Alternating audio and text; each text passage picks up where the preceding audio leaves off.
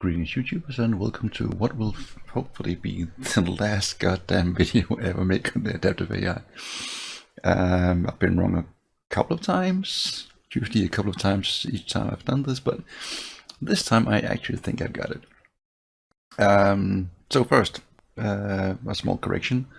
The adaptive AI does not adapt between during the race. It only adapts between the races.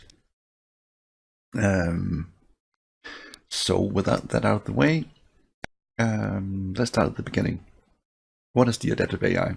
It is, wait for it, an AI that adapts. So why would you want to use this? Actually, let's start with why you might not want to use it. If you enjoy winning over the AI and recording everything and showing yourself as a hero on YouTube, don't use adaptive. Okay, the bloody thing is designed to stay just ahead of you. You will have to fight to get into the top 10. You will have to fight very hard to get a podium with these things. It is very rare that I win over it. That said, if you enjoy racing instead of just showing off, then it's very, very good. And the race room AI is on the face of it pretty good. It is, however, fairly sensitive to the difficulty settings, to having the right AI level, which is why I usually run adaptive, simply because it'll fairly quickly find the correct level for each card track combo. So how does it adapt? Well, usually if you ask this question in the forum, everybody says run short races, 10-minute races, which is absolutely fine. It'll eventually adapt. My point is that if you run 10-minute races constantly and a lap time is 130, 140 thereabouts, you're going to end up running 7, 8, 9 laps. And for each race, you'll still only get one entry into the index file. The way I do it is usually only until doing 2 laps. Go away, say hi to my cat. So it's simply a time-saving thing. If you prefer just to doing short races, absolutely fine. The only thing I'll say that these short races, especially the first ones you do with each car, they're not likely to be very much fun. So, without further ado, how do we do this? Well, let's start at the beginning. Hang on. Here we go. All the data for each combo is stored in the AI adaptation file, or the AI adaptation XML file, which is in your documents. My game has been race from experience, user data, player 1 photo. All it actually is a collection of, hang on, let me just find one.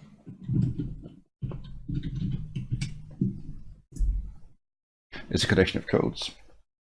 1670, it's divided into blocks. 1678, for example, is Sandvoort Grand Prix layout, and the 253. Hang on, getting ahead of myself. Each track has a code. Within that block, there's subkeys for each car class. 253 is the Formula Juniors, 255 is the A class, 1703 is the GTR3s, and so on.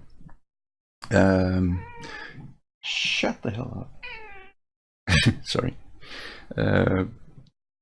And for each car class combo, so you've got 255, which is the A class, within 1678, which is Sandbourne Grand Prix, and within that subkey, you have 2 parts. The first one are my lap times. The last 5 I did in seconds, so it's 105 seconds is 1 minute 45. And yeah, I know I'm slow. Below that are the adapted AI entries. Now these are again subdivided. This is one entry. Oh, hang on, sorry. This is one entry, index 0. It has run at AI level 109, and it ran it in 145.9 seconds, and it has used this AI level once. Got a similar one for 110, which ran 104.8, and one for 111, which is it's been used twice. So what actually happens? Well, there are 4 basic rules that governs the AI lab times. If there are no entries in the index file at all, if you're starting completely from scratch, the first combo it'll run at I think it's 80. It might be 90. Anyway, very low. If there is data in the file, first it looks obviously it looks first to see if it has data for that particular car class combo. If it doesn't, it looks to see if it has data for that particular car, and if so, it'll use the average of all the entries it has in there. If it doesn't, it looks to see if it has entries for the track, and again uses the average of those if it has it. Finally, if it has data but it has nothing for that car and nothing for that track, it'll use the average of every AI level you've ever used that it knows of. So, how does it get all these entries? Actually, it does it by doing races, plain and simple, and it'll only get you'll only get interest into the index file when you're doing it under race conditions. Practice doesn't count, hot lapping doesn't count, so on and so forth, and you will not get AI level entries unless there is AI on track. You cannot run race conditions with 0 opponents. Well, actually you can, but the only thing you'll get is showing your own lap times, which can be actually be useful. So where does one start? Well, apparently we start with the cat in my lap. God damn critter. Well, actually, we start by, I'll just make a copy of this and then delete it. Actually, I won't, because I need to quit Raceroom first. There we go. Now we can. And this is a basic rule for anything with the AI adaptation. You cannot edit anything in the AI file while Raceroom is running. Oh, come on, cat. Enough. And somewhere else. Don't worry, she'll be back. Okay, let's get Raceroom started up again. Now Raceroom has absolutely no idea how fast I am. It knows zilch about how I drive. It doesn't know anything.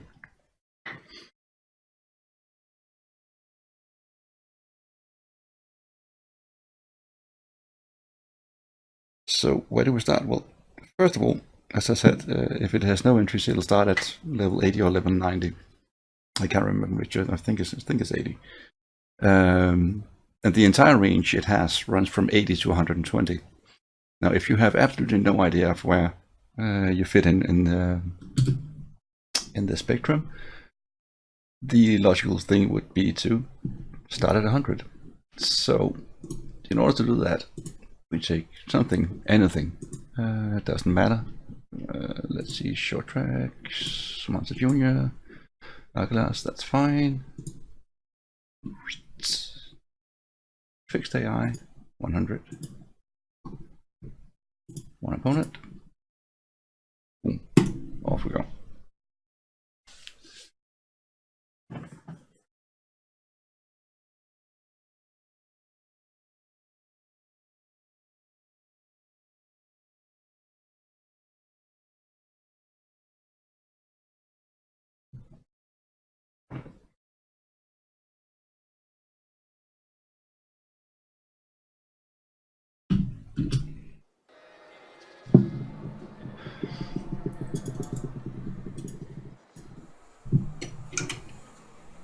Ah, crap. Sorry, that was qualifying. Never mind. Doesn't matter. We don't actually intend to use anything, any of this. We just need the 100 level AI entry into it. So why 100? Well, pretty simple actually. As I said, the spectrum spans from 80, which it's running at now, to 120. So if you don't, it'll take longer to adapt the farther it is away from the target. And as you can see, ADS started is mega slow. I mean, really, I am not by no means an alien, and I'm already what, 2 seconds ahead of it. So the idea that starting at 100 is simply to find a decent midpoint for it for the adaptation process to start at. Oh, maybe fourth gear would be a good idea. So I'm just gonna do 2 quick laps, and we'll get an entry. And why 2 laps? I'll explain that as soon as I does this. So bear with me for another 50 seconds. Yeah. Come on.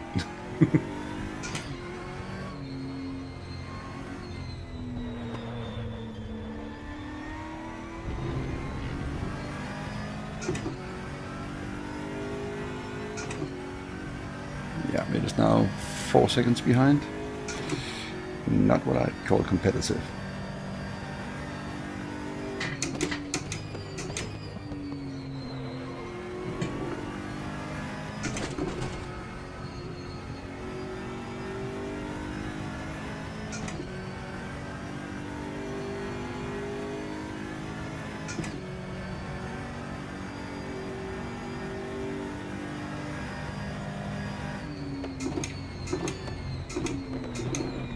Just need to wait for the AI to get crossed. There we go. Thank you. Out. So now we actually have an entry. I can show you by. See, it has generated another AI adversation file, and there is now precisely 1 entry in it. Whoops, hang on.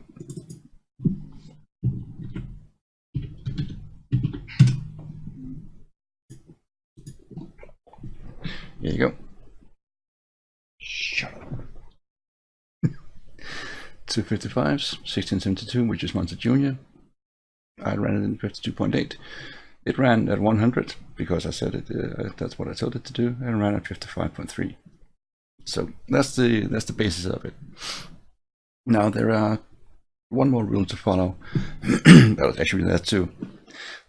You can either choose standing start or rolling starts. When you're training the AI, you pretty much have to use standing starts. It does add another lap you have to run. The problem is, just take my original.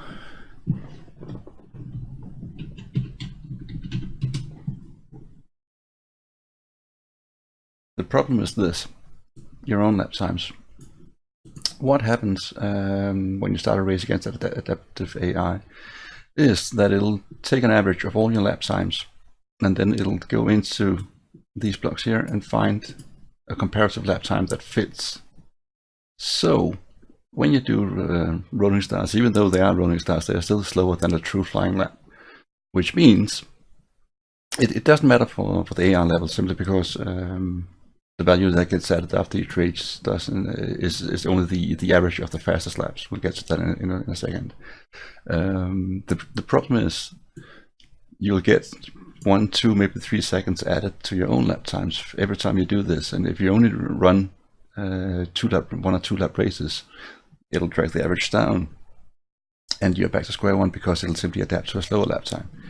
So standing starts pretty much all the time. There are a couple of situations where it doesn't matter. I mean, something like the Nordschleife, for example. I mean, 1-2 seconds on top of my times in Nordschleife is well within the margin of error. So I usually just use rolling starts when I train the AI there.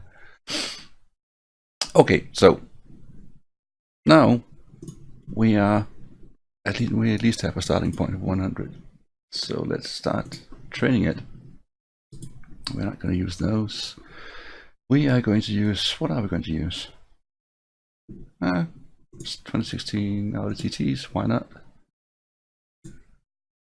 So obviously we'll need to switch this to adaptive.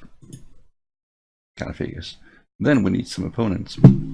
Now earlier, in some of my earlier videos, I said the easiest thing was to use one opponent, simply because there are a fewer people to crash into, which might skew the lap times, which is correct. However, there is a slightly different problem. There's a group of AI drivers, and they're not all equally fast. So if you only use one, you'll get somebody from the crowd picked at random, and you can't tell, you can't decide which one it'll be. So you need a fairly decent sized grid.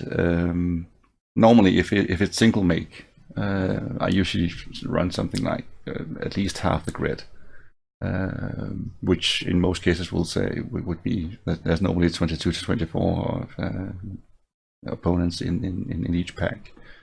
So 11, 12, 13, whatever. Multi-class, such as multi-car classes, such as GC3s. You need still a fairly decent amount, because you're not only having drivers with varying skills, you're also having various cars, and some of which are better fit to each track. And at the end of all this, basically, if you take 15, you should be pretty well covered. Then there's qualifying. You actually need to run this, but only for the first race for each combo. I'll show you why afterwards. So with that in mind, we need to find some tracks. Now, I'm sure that if you're training at the adaptive AI, you've got a track, already got a track or two in mind, maybe for a championship or whatever. But we need a baseline. As I said earlier, if there's data for the car but not for the track, it'll take the average of all the other tracks. So if you have an average of, if you've got data for 6 other tracks, it'll take the average of that and start there on the next one you start at. So if you get a quick baseline with very short tracks, you don't need to run as many laps on the longer tracks, which means it'll be faster. So cat, go away. Thank you. Where was I? Oh yeah, right. So I usually use Monta, the Monta Junior. I use Nürburgring Short. What's a club? I can't remember what. I can't remember what it's called. Norris Ring is very good. Salzburg Ring is actually pretty good at it as well. Anyway, the basis is the shorter the track, the quicker the laps will get done, and the less time you'll spend training the AI can actually get to racing. There is, however, one caveat with this.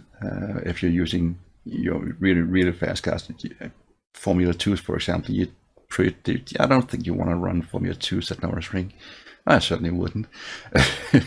So make sure it's the same thing with something like GT1 or prototype. You need something slightly longer than these. But otherwise, as I said, Monza Junior, Hockenheim Club, Nürburgring Short, Norris Ring. There's a couple more. Suzuka East is very good at for this sort of thing as well. Anyway, we're just going to jump in.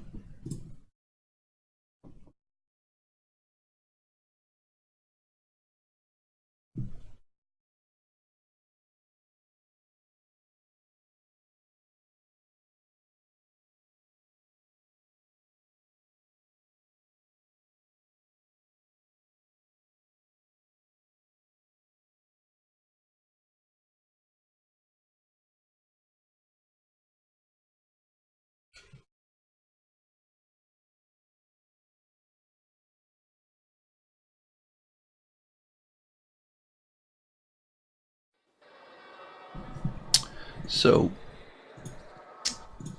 why run qualifying?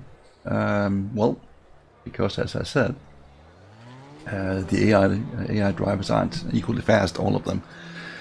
And what we want is a nice average of the lap times of the grid. If you don't do qualifying, it'll just shove the AI drivers in wherever it fits, which means you have some of the fast guys trying to get behind some of the slow guys, and it'll skew the result. Which again is another reason to use shorter tracks. I mean, once a junior in the Audi TT should take I don't know, a couple of minutes or so. But the only thing you shouldn't do is qualify yourself. You need to start at the back, simply because we need to be waiting for a couple of seconds. Again, unfortunately I'm on camera, so I can't kill my cat. Oh well. Live and learn.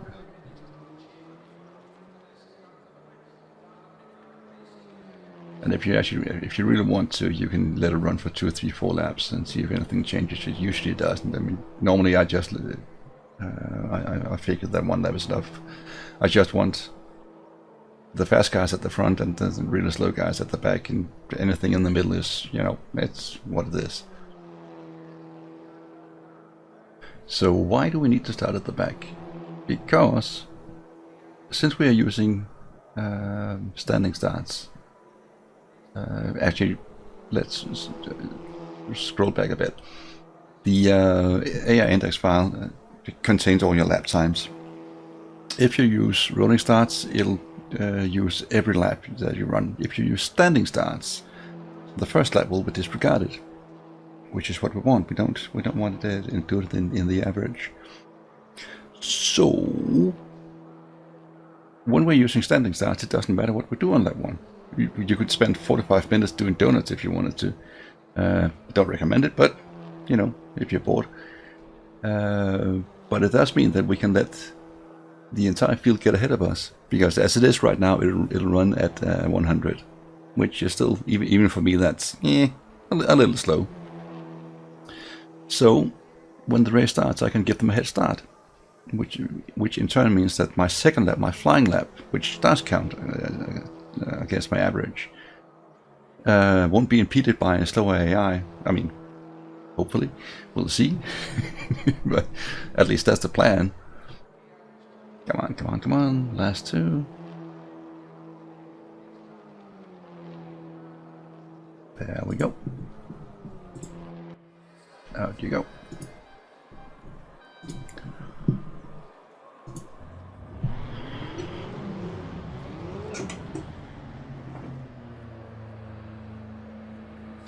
So here we are, first race. Exciting, isn't it? Give them a good, 15-second head start, something like that, and then we'll start going after them. Yeah, why not?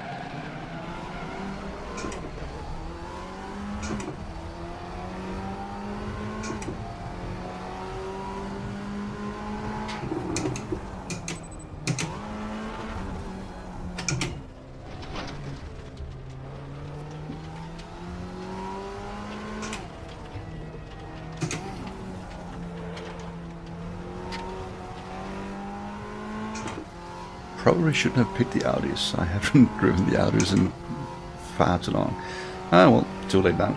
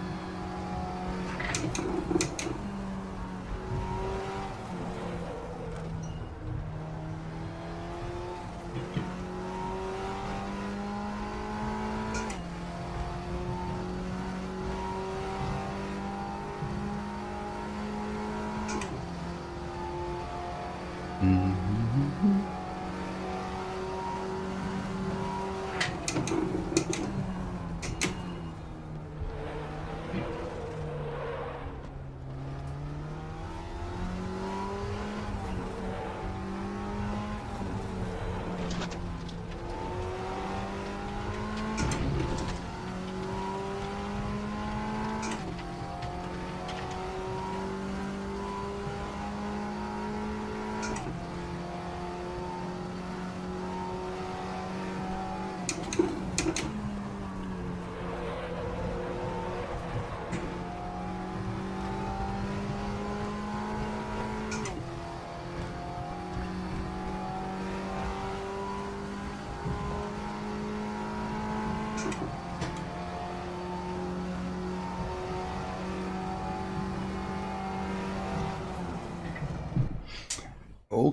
so now we've got one final lap. We've got an entry in the index. So how do you know when it's actually adapted? Well, there's two ways. There's the uncertain way, and then there's the really certain way. If you were paying attention, you saw the fastest lap pop up when the grid crossed the finish line, and it said something like I don't know, 59 point something seconds. When I crossed the line, it was, what was it, 53, 54 seconds. So it's definitely still too slow. What was the thing? Oh, right. What you're looking for is the fastest lap pop-ups from the leaders to be faster than yours. And why do we want it to be faster? Because the entry levels, the entries in the index file is the average of the fastest lap of the entire grid. Which means that if your lap times and the AI level lap times are the same, you'll end up somewhere mid-pack, which is what we want. So if you're sitting there thinking, well, I don't want to be in the mid-pack, that's fine, because as I said, it's the AI level lap times is the average of the fastest of the grid. It's not the average lap times of the grid, it's the average of the fastest laps of the grid, and they won't do the fastest laps each and every time. Whereas you, at least hopefully, are consistent enough to create your own lap times fairly consistently. So the other way is if we restart and go in here, I will do a search for 1672 Monza Junior.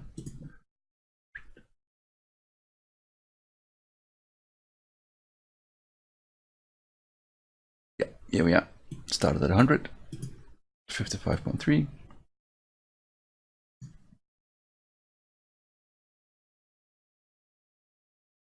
That can't be right, can it?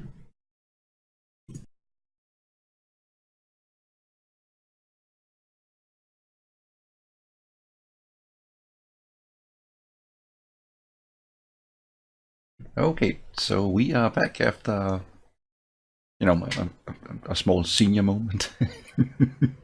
The reason the lap times didn't make any sense is I was looking at the wrong car. I was looking at 255, which is Jaguar's, which is a very nice car, but we are in fact racing the Audi TT16s. So if we look at the same file, this time with 5726, we get 2 lap times, simply because I ran the race again before I figured out what the hell was going on. Excuse me. The good thing about this is it does illustrate a small flaw, bug, whatever you want to call it. There's still one entry for the AI level with the adaptive, which it has used level 109, and it has used it for both races. However, the lap time for it is 54.6, and if my lap times are 53.4 and 53.2, why would it use it again? Why this is, I'm not entirely sure. I think there's presumably some flag that is raised when it gets what it thinks is close enough.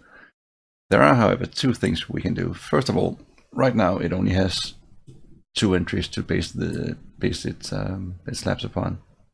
That's a little low.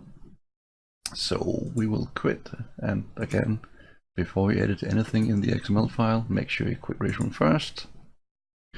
We will simply give them some fictitious ones. And what I got here is simply a cut and paste from my own XML file. You can, if you want, simply type it in. Just make sure there are no typo errors or anything like this. It's easier to just use cut and paste. We will simply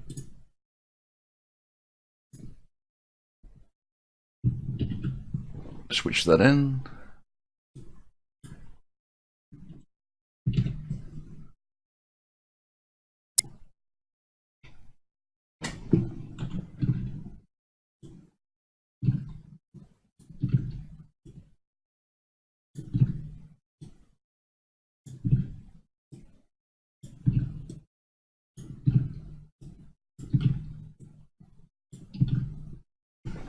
Now, this doesn't have to be exact. It just has to be, in the right neighborhood. So we've got what, from 53 flat to 53.7. So it's in the right neighborhood. Save it. Start racing up again. And we'll see what happens if we keep running adaptive.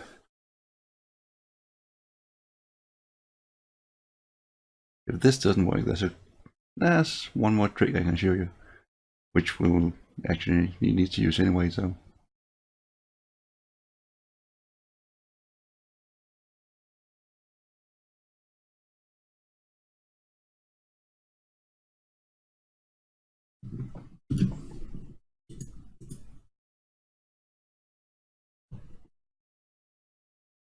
again, adaptive AI.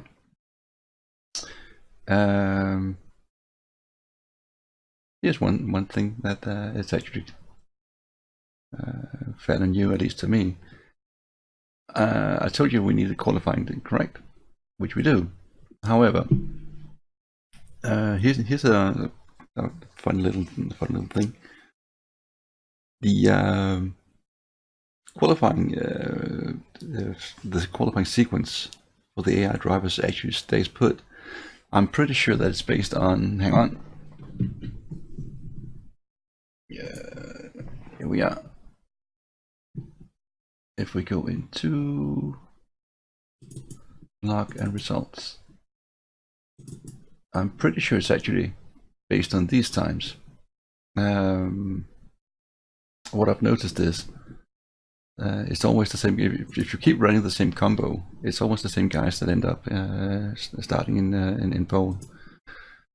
So as long as you keep to one combo, one car class, it'll simply carry over. It'll always be the same guy. So you only, for each car class, as long as you finish with the one car class, you only need to run qualifying once. My God, that took a while to get out. Not now. Okay. Sort of.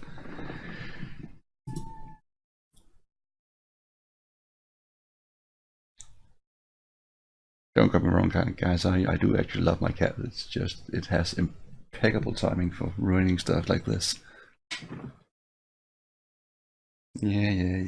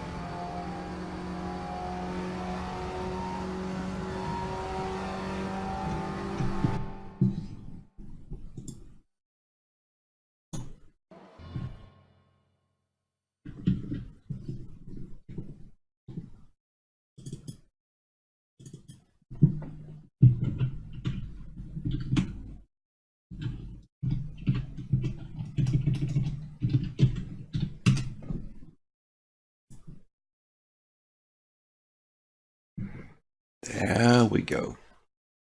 Now it jumped to 116 simply because it has more data.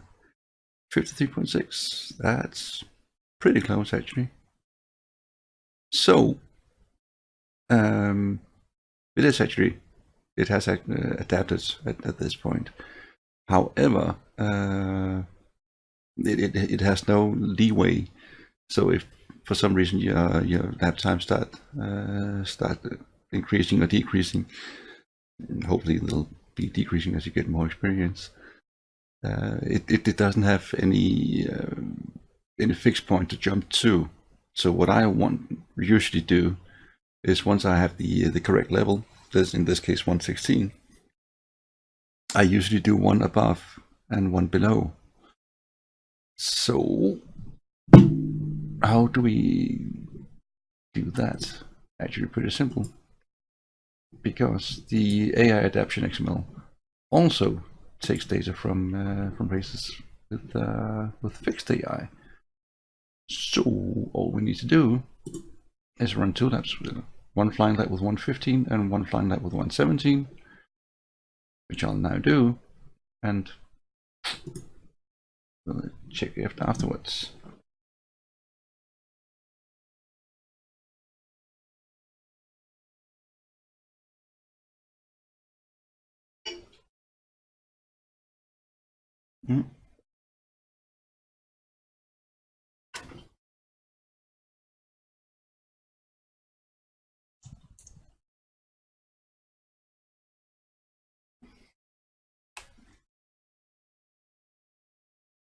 Right.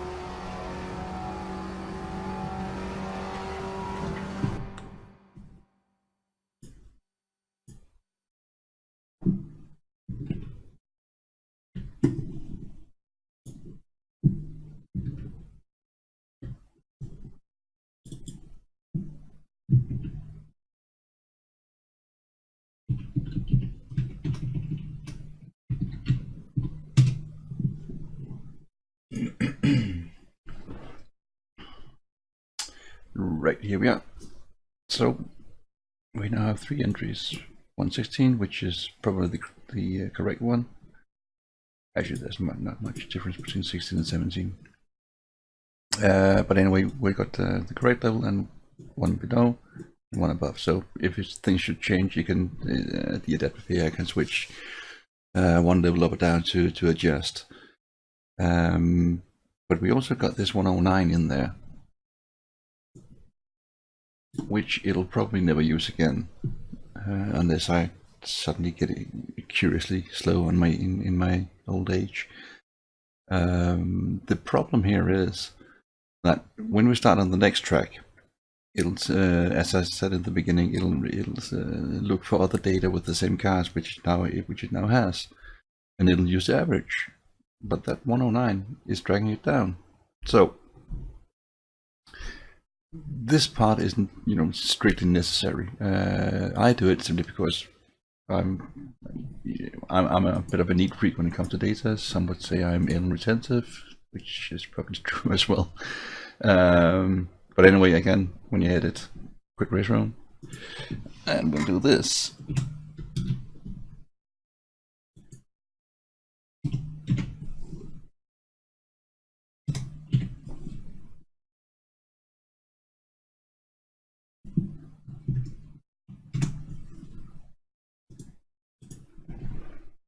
Much better.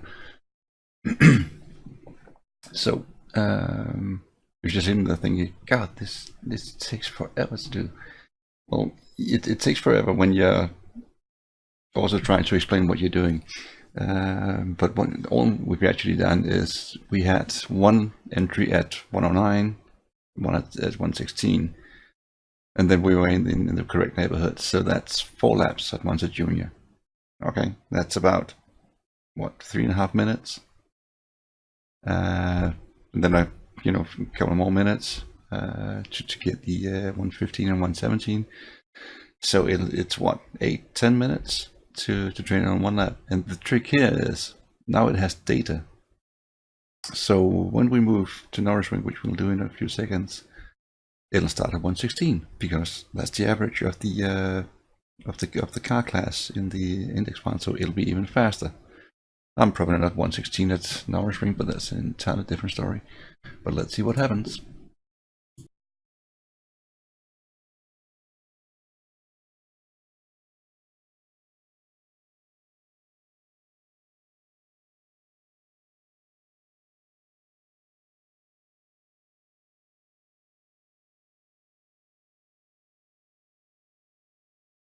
Okay, so I lied. We are not going to Norris Ring. The main reason for that is my cat has now taken up permanent residence in my lap and absolutely refuses to be dislodged. And every time I try to race with it, my knees shift and she grabs onto my thighs with her claws. And no, it's just not gonna happen. So what I can do is show you why. One of the main reasons why I actually run adaptive is if you try to run a championship with fixed AI, say, I don't know, 110 with the outage in my case, that's all well and good as long as you are on Suzuka East, because then it'll fit. However, when you go to Nürburgring, you will be much too slow, and you'll be much too fast in Monza. When you run adaptive, it'll take whatever level it has for each track, giving you a what you might call a fair fight for each combo. That's one thing. The other thing I forgot to mention is where the hell are we here? The stuff I showed you about inserting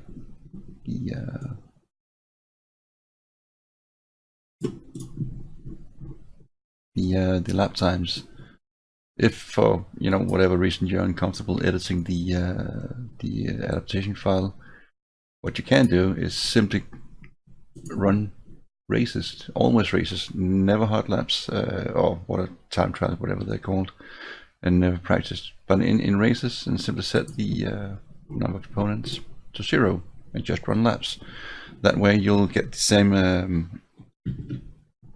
entries in the same lap time entries in your index file, which would simply to give it a bigger database to choose from. But the once you've got 3-4 laps in, 3-4 tracks in, it'll really start to adapt really quickly, and usually you only have to run with adaptive twice, that is 4 laps, and it'll have found your level. Whether or not you choose to do what I do and give it one level above and one below is entirely up to you. But if you start out with some of the short tracks, this can be done in, I don't know, 20-30 minutes perhaps, and then you're pretty much ready to start adapting for the longer tracks. I mean, with my own adaptation file, I started over simply for demonstration purposes, and I think it took me the best part of an afternoon to finish one class. But again, that was starting from scratch, and the adaptive AI takes averages from both the cars and the tracks and whatever else you have in your file. So the more races you do, the quicker it'll adapt. Which brings us to the final thing. When there are major updates to the AI, should you or should you not delete your AI adaptation file? Good question. I used to say don't bother. Now I'm starting to lean against, yeah, you probably should. The reason is I compared. I took a copy of my old XML file from before the physics update, or sorry, the AI update, and the current AI is on a standard track. It's a good 2-3 seconds faster actually. So if you can't be bothered to simply to start from scratch like I did, that's absolutely fine. I can totally understand that. What I would do is go into the index file and figure out which levels you have for each combo, and then try them out, see if they still fit. They probably won't.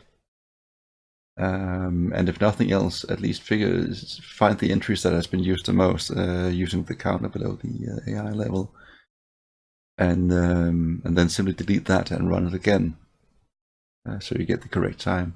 The problem is, hang on, I actually need the AI file again.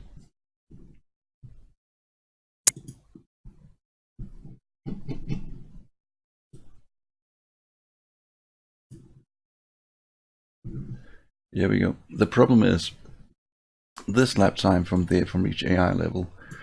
After the first race, it'll take the average of all the fastest laps of the grid. Next time, it'll do the same, and then increase that.